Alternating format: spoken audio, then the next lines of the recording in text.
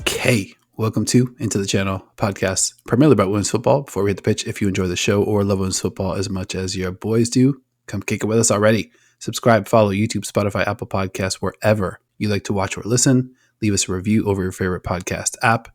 Links to all of our socials in the show notes of this episode. I am your host, Dino De Cespedes, and as always, I am joined by my co-host, Mr. Grant Engel. What is up, man? I'm feeling fantastic, buddy. We've almost made it to the weekend, which is good in itself. But secondly, it means it's an NWSL weekend.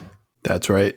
I mean, NWSL weekend, Champions League midweek next week. It's basically like high-level football, 5 out of the 6 days or 6 out of the however the math works out on that. Mm-hmm. Very exciting stuff. I think we could call this the stretch run of the NWSL season. Yes, I think that's totally fair. We're, 26ths of the way through. Simplifies to 11/13ths, if we're going to do it that way. I'm run some numbers here. Yep, nailed it. Hell yeah. Nice work by you. Oh, yeah. 6th grade math. They say I'm the math guy. How about that? I'm catching up. All right, man. Big weekend, as mentioned. Where should we get started? I don't think there's any other place to start other than your home city, the beautiful city of Orlando, as your Pride take on the Washington Spirit. This one's going to be a big one.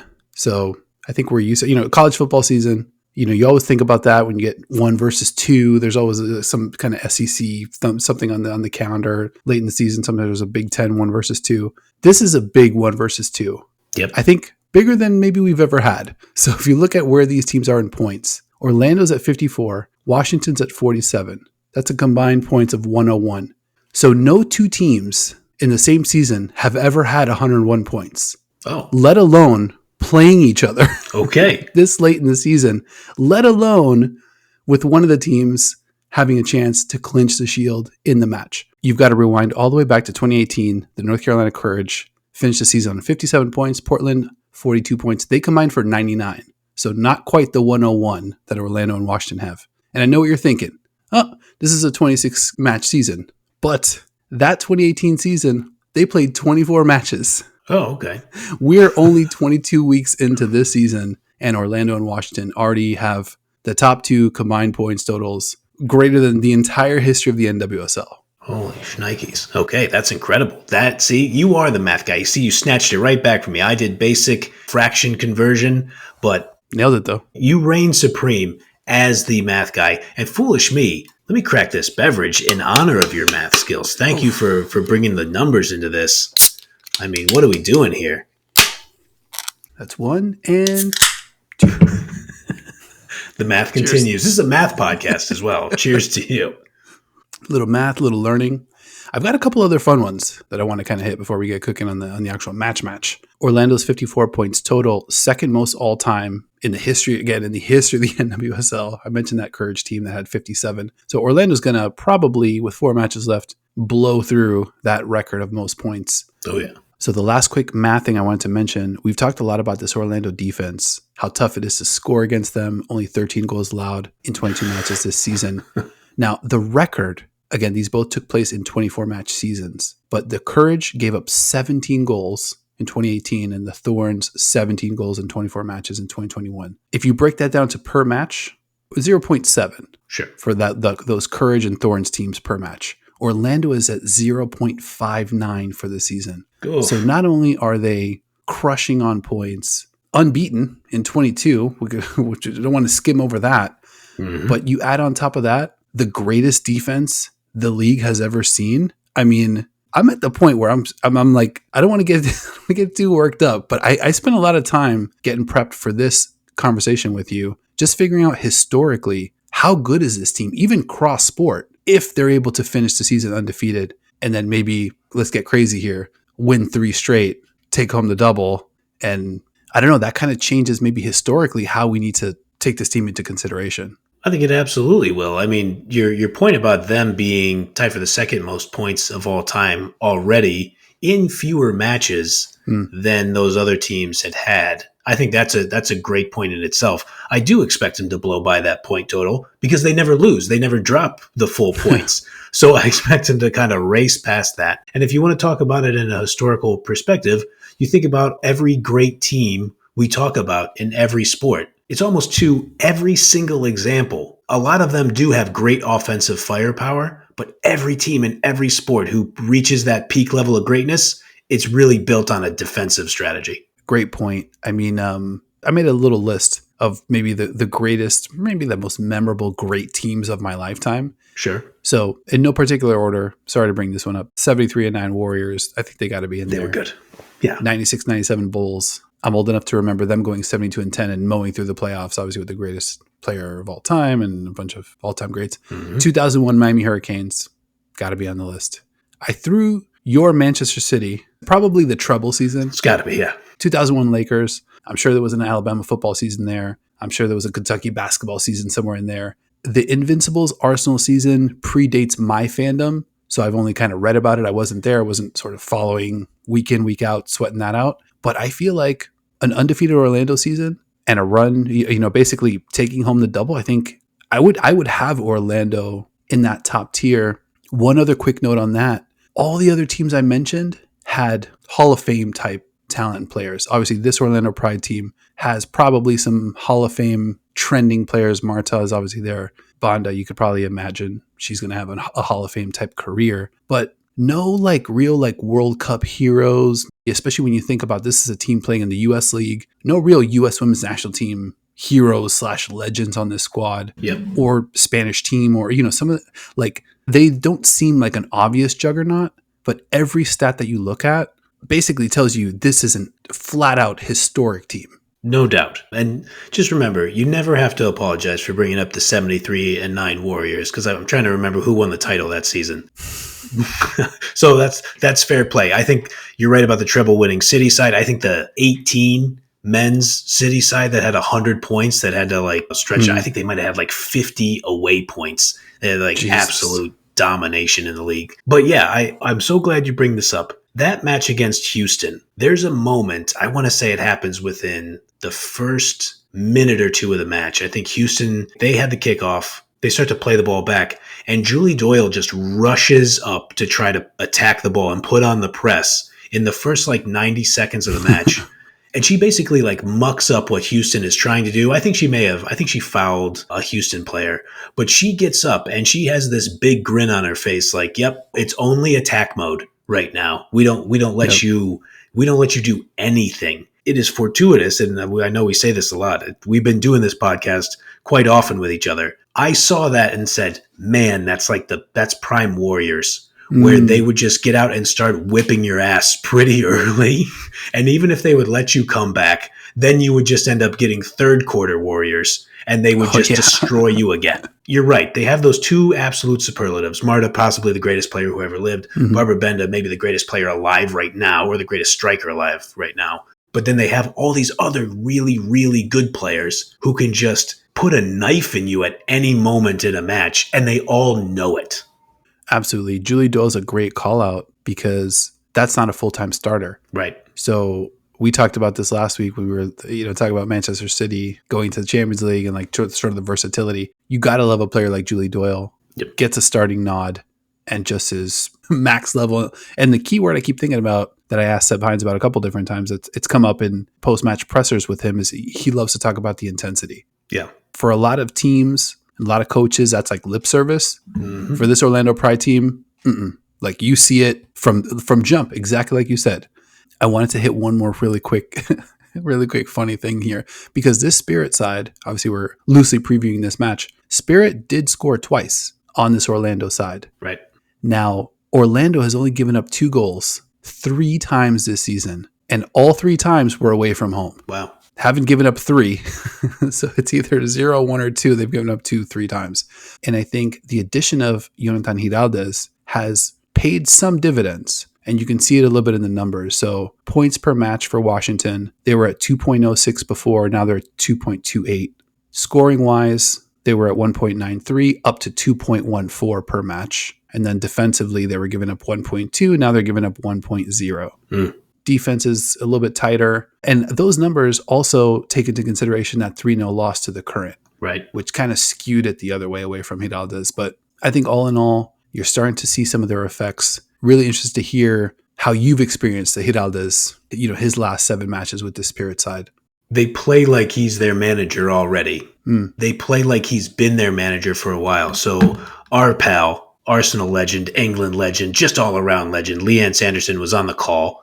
Let's go. When the Spirit were playing Angel City last week. And she was talking about that style of build from the back. It starts with the keeper, passing the ball around. And if you're able to beat a press there, it can be a dangerous game at times. But once you're able to beat the press and you kind of create that extra layer of space and you have more room to operate in the middle of the field and then getting into the attacking third, they have players who can absolutely kill you up there. Mm-hmm. But here's the thing that I thought was really interesting about this Angel City match. So Trinity Rodman was out. She has that back injury that she suffered, I think, late in the Kansas City match. Casey Kruger was out.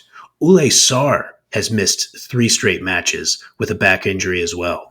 We obviously know they already lost Croy Bethune, a superlative young talent, earlier this season. So without Croy Bethune, the rookie of the year, without Trinity Rodman, somebody who's a top 5 at worst MVP candidate, a crafty veteran, a great defender in Casey Kruger, and a really solid second striker in Ule Sarr, they still had on the field Ashley Hatch, Lacey Santos, Hal Hirschfeld, Andy Sullivan, Gabby Carl, and Tara Micchione. And I'll tell you who I also really liked is Rosemond Kouassi, 22 years old, developed at Fleury in D1 Arkema, showed really good instincts versus Angel City, like running into space. She had a good moment where she put herself perfectly into space for a pass, but then used a dummy so Paige Medier could hit a good shot. And then later in that match, Kouassi has just a brilliantly executed pass to McKenna Morris. She's running at speed outside of the right foot, perfectly weighted, doesn't hit it. If she hits it a little bit too hard, the keeper dives on it.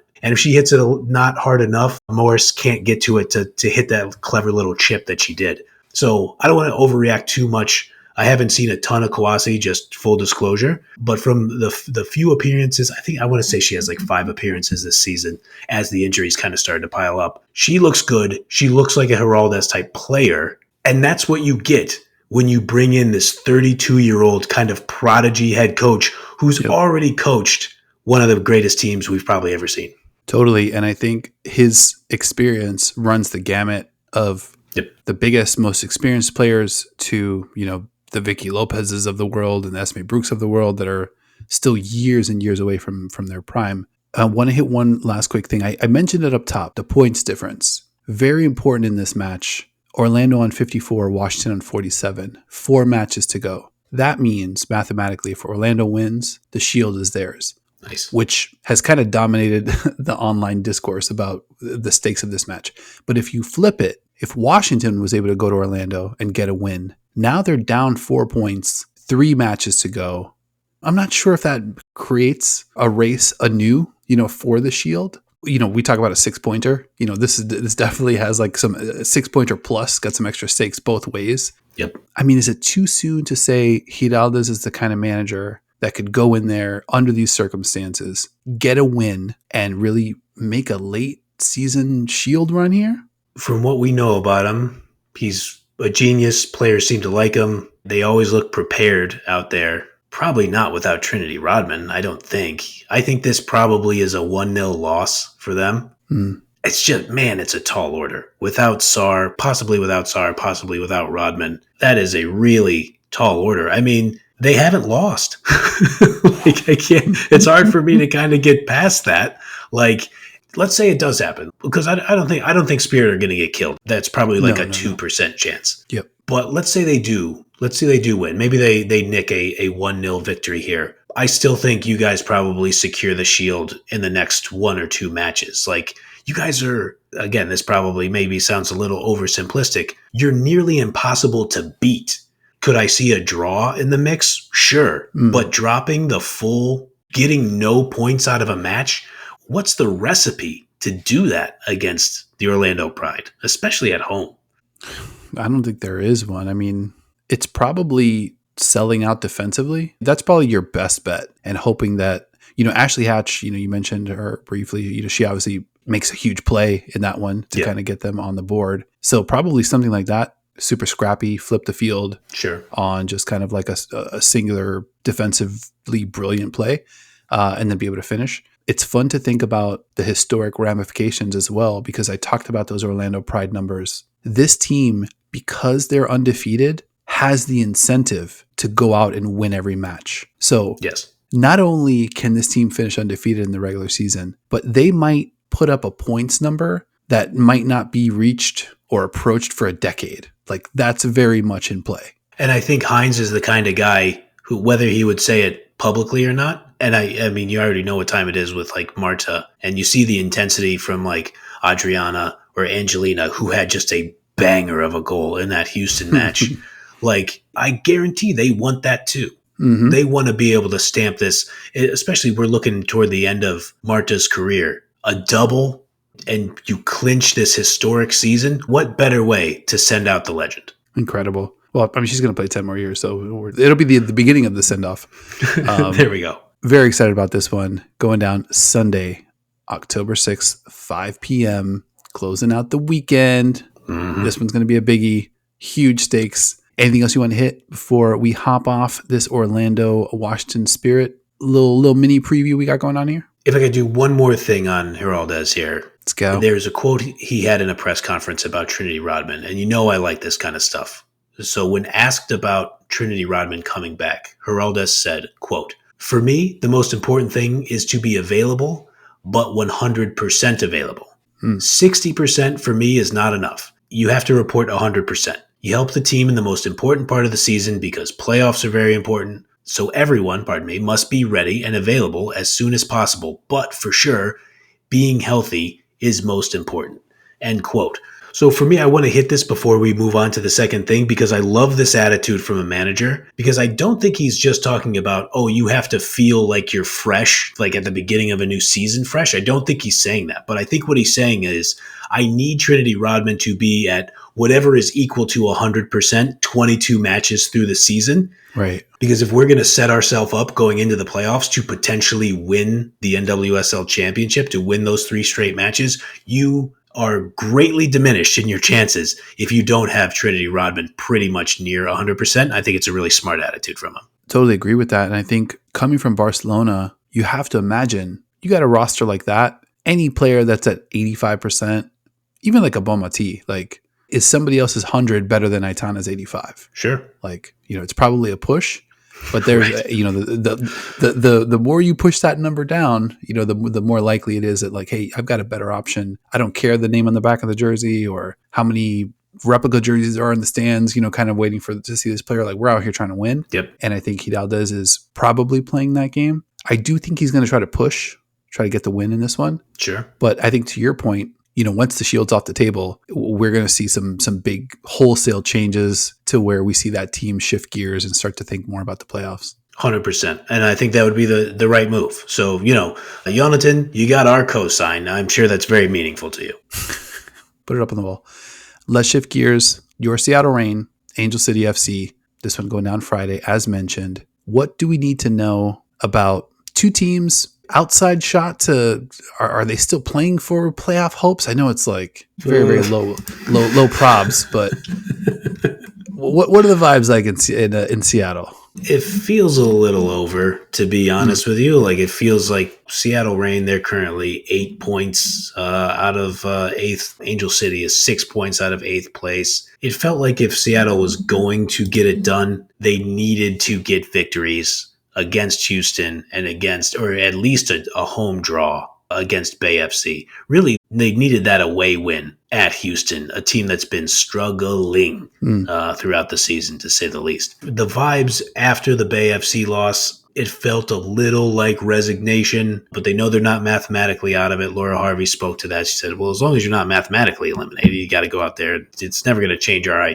idea that we should go out there and play to win. I do want to point something out here. So when we got to the must-win proceedings of the season for Seattle, when things were just really stagnant, and then they came out of that Olympic break, they went into the transfer window. They won 3 consecutive matches between August 25th and September 6th. And we had talked about it. I said Seattle Reign arrow pointing up, and it definitely looked like it. So that last match they won, that was on September 6th, if I remember correctly. And I do. That was a 3-2 win over Angel City in LA. On September 12th, Sofia Huerta was loaned to Lyon in France. Big club. And pretty good club. And between September 16th and September 29th, they've lost 3 matches in a row, and they haven't scored a goal in any of those 3 matches. So that's not great. And I gotta say, I understand Sofia Huerta's a defender, but anybody who's watched her play, she plays way high up the field. She is the best passer on the team. Serves and crosses. She's the person who takes good corner kicks. And that's been a meaningful loss for them.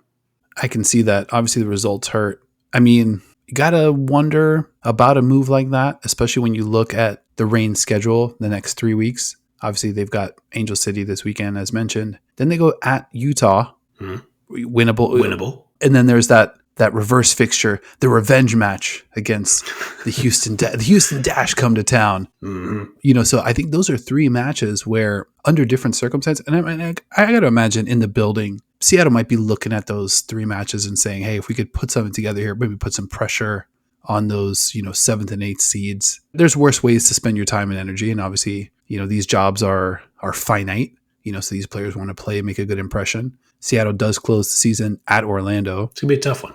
If Orlando's still undefeated and on this unbelievable tear, I would not want to be a Seattle Reign player going to Orlando to basically try to be the last line of defense to make sure that somebody's able to hang an L on this team. Yeah, 100%. I could see that one getting it would be tough because Laura Harvey is a defensive-minded coach and a defensive genius. But yeah, that would be tough sledding. I think if you're Seattle and you think about these next few matches, you're chasing Bay FC, who you just lost to. But Bay FC's next 4 matches are at Gotham, and then Bay has 2 consecutive home games, but those home matches are against the Kansas City Current and the North Carolina Courage.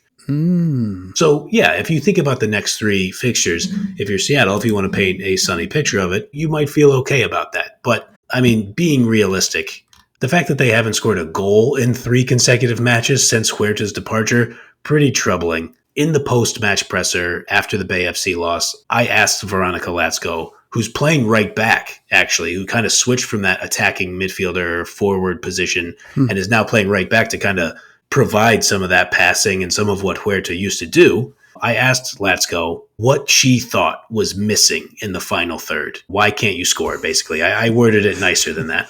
I mean, I thought she kept it $1.50 here. She said, quote, I'm going to sound like a broken record, and I say this because I put this on myself. It's quality. I think I had a ton of crosses, and I didn't connect nearly as many as I needed to, and that's on me. Yeah, quality and creativity. So not just being a crossing team, but being a team that can play around the final third, break the team down, and go through the middle of them. Yep. Not just from the wide in, but just working from the inside out too. End quote. And I'm no football genius, but you and I watch a lot of football. I think she's 100% right. This team can't do anything in the central channels. One thing I'm always impressed by when I hear you talk about like the discourse in the building is there seems to be a lot of self-awareness about the team, what the team has, it doesn't have, and kind of like where it's going. I do think that's kind of like the hallmark of a good, solid franchise. Not a lot of finger pointing. Hey, we know where we're at. We know where we got to improve. Even thinking ahead to next year, we know what we want to kind of try to work on. This Angel City side, though, I haven't really kind of been able to put my finger on what hasn't gone right for them. So obviously they're right there in that 11-12 mix in the standings. They've got a much tougher last 4. They go at Seattle, at the Courage. They're going to have Utah at home, and then they go at Portland. So a couple playoff teams in there, going to make things a little bit tricky for them. But when I think about Angel City, they've got good players, but I feel like they do lack a little bit of, I don't want to say tough, like, toughness or grit. Obviously, like, Sydney Leroux is a player that plays tough and I think steps up in big moments, but I don't feel like she's been able to lift necessarily enough of her teammates up to that level. You think about, the Thompsons as well. Alyssa Thompson's been on an absolute tear recently, but I don't know what's missing from this Angel City side. I think there was some real expectations coming into the season. I think from early on, I kind of wasn't totally into what I was seeing. I didn't really see this team as like a playoff team. And it's just kind of persisted. But what's been your main takeaway from kind of watching them muddle through the season? You were way early on it, buddy. You were 100% correct. I mean, they've allowed a league worst 37 goals across their 22 matches played. Oh, no. Now, the funny thing about that, though, is that so they've had 2 away matches where they've let in 4 goals. One was at Kansas City, one was at Washington. So, like, do you hate that? I mean, obviously, you never want to let in 4 goals, but those are 2 of the 3. Right, like those are 2 of the 3 best teams in the league. You went away to play those matches. I just think, and maybe this is easier for fans to kind of absorb. I realized this watching these 2 teams play a few weeks ago in that wild 3-2 Seattle victory in LA. Is like kind of by the end of the match, I was like, 11th and 12th, that sounds about right for these 2 clubs. Yep. Like, Seattle can't really score. Angel City lets in way too many goals. I think that's just kind of who they are. Like, Angel City does have good players. I want to double check this. I'm going to do this live on the show. I mean, live in this recording. Messiah Bright, that goal she scored against the Washington Spirit, that's her only goal of the season in 17 matches. Now, she's also only played 455 minutes throughout league play for Angel City. That's not nearly the kind of season that I was hoping she would have. I think she showed good things for you guys over in Orlando. I don't think that's her future as a player, but I'm glad you mentioned like Sydney Leroux can't really like drag the whole team up to that kind of like killer instinct level that she has. She's not supposed to. And I don't think you were saying that she was supposed to. I mean, she's 34 years old. Like, she doesn't have that in her game anymore. Kristen Press, one of the best U.S. players that I think I've ever seen in my life as like a super sub for the USWNT in the 2019 World Cup. She doesn't have that in her game anymore. She's coming back from devastating injuries, and it's amazing that she's come back to play. But they're just not going to be able to give you what they were able to give you 5-6 years ago. I love Sarah Gordon in defense. She is tough as hell. I don't think anybody could ever question that. But like, they made the playoffs last year, actually lost in Seattle on Seattle's march to the final. I just think Angel City, they feel a couple years away. But because they have so much investment and they have a couple star players and good names, maybe before the season, not you because you're too sharp, my good man. I can't remember how high I was on them. Hopefully that's not me ducking anything. I don't think I thought they were anything too special either. But no. I think people expected a little too much out of them compared to what their roster had. I think that's fair. I think that's probably what it was. A good run last season. Some recognizable players. But I mean, I'm a big, we watch the games, bro. I take that shit seriously. Like, I'm looking for some body language. I'm looking for the chemistry. I'm looking for what these people, another one we were on early, obviously, was the San Diego Wave and stuff being a little bit off kilter there. We're just like, this team's got really fucking good players and they're really not good. Like, it didn't make any sense. So I think probably just another proof point on the maturation of the league where it's like, hey, you can't just roll out some good players and have them kicking around and go buy players and just stick whoever wherever. You really got to be building a team, a proper team with an identity, with a philosophy, with strengths that they want to lean into. And I think Angel City is probably the kind of team that, maybe you need to probably go back to the drawing board a little bit. And I think when you think about Angel City and Seattle, I do feel like Seattle has maybe a bit of a better grasp on who they are, where they're at, and maybe probably a little bit better position to A, finish this season out a little bit stronger, and then B, probably be better positioned going forward here. I think that's probably true. I think people think very highly of Becky Tweed, and I think she is a capable coach. I know Leanne Sanderson was talking about it again in that Angel City Spirit match. She had to just be driven crazy by the transition defense. We obviously like basketball here. I always think about Avery Johnson when he was a coach of the Mavericks. And there was the one press conference where he goes, transition defense. It was like, I don't know, forever. That's forever in my mind. And when the Spirits, I know, it's bizarre. I loved Avery Johnson, though. I thought he was fucking hilarious. Basketball. That dude was the best. And so, I think they gave up 2 transition goals to Portland. They gave up the transition goals to the Spirit. I do think it probably needs to be said, when you lose June Endo before the season starts, that is really tough. And then they lose Allie Riley, kind of one of their central defensive figures. Those are tough injuries to kind of overcome.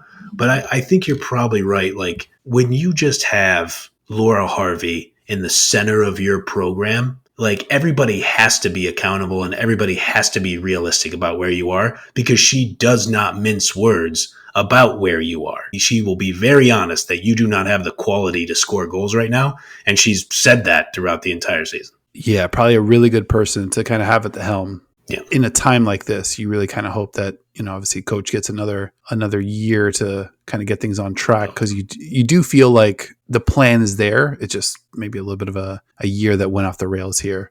Obviously, Seattle, Angel City, the stakes is not high. No, they are not. But should be a pretty fun one. Anything else you want to hit about this matchup before we get out of here? I do. I have one more thing to hit. We're talking about Laura Harvey. We've mentioned our pal, Leanne Sanderson, multiple times on this show. They're both former Lady Gunners, your squad. Laura Harvey, the latest guest on the Women's Football Show, a podcast hosted by Leanne Sanderson. You would be a fool, I tell you, not to check that show out. Go listen to that on Spotify or wherever you listen to your podcasts immediately. 100% cosign. Great show. Love Leanne. Love Coach Harvey. I'm excited for that conversation. So as soon as we hop off here, I'm going to get that bad boy loaded up, get ready, throw on the sleep timer because it's late here on the East Coast. So I might, of course, might doze off a little bit to the sweet sounds of Leanne and Coach Harvey chopping it up. It's amazing. To round out the Matchweek 23 slate, we've got Houston, Chicago, Friday night, 8 p.m. We've got Seattle, Angel City. We mentioned North Carolina, San Diego, Saturday, 7 p.m. That's going to be a good one. Gotham FC, Bay FC, Saturday, 7:30 p.m. Some playoff implications there. Racing Louisville, KC Current, Saturday night, 7:30. Great weekend for playoff implications if you're into that sort of thing. Mm-hmm. The late night Saturday affair, Portland hosting the Utah Royals. And then obviously Sunday, all by their lonesomes, the Orlando Pride hosting Washington Spirit, 5 p.m. Eastern. Should be a killer NWSL slate this weekend. 100%. All those times, I know Dino said it on the last match, but all those times that he mentioned Eastern Standard Time, East Coast biased on this podcast, I cannot abide that, but it's all right. I understand the way you're living over there. It is late. So yeah, I mean, like you said, and we've had the conversation before, playoffs in football, do I love it? Love it? Not really. I kind of treat it like it's a separate cup, but it does mean that they have pulled a trick on us that we very much care about the teams that are in 7th through 10th place in the league at the end of the season. Like, we're not talking about like UEFA Conference League spots, but we're talking about a spot in a tournament. So that's fun. I mean, the Cup versus Shield is for everyone to reconcile on their own, in a private moment in quiet times. I mean, I think I'm a Shield guy. I believe you're also a Shield. This is a Shield show. I think Yes, this is a Shield show. It is. Much tougher to kind of plow through 26th and get on a hot streak for 3 short ones. Not taking anything away from the Playoff Cup. How do we want? We'll come up with a cutesy name for it. There you go. Still a huge feat. If Orlando wins the Shield and not the Cup, obviously I'll have a fresh take to unfurl when that happens. There you go. But stretch run, very exciting times. Can't get much better than that, man. I mean, like you said, it's sort of in balance, but not really. I think your Orlando Pride is going to take it, but we got to watch the matches play out.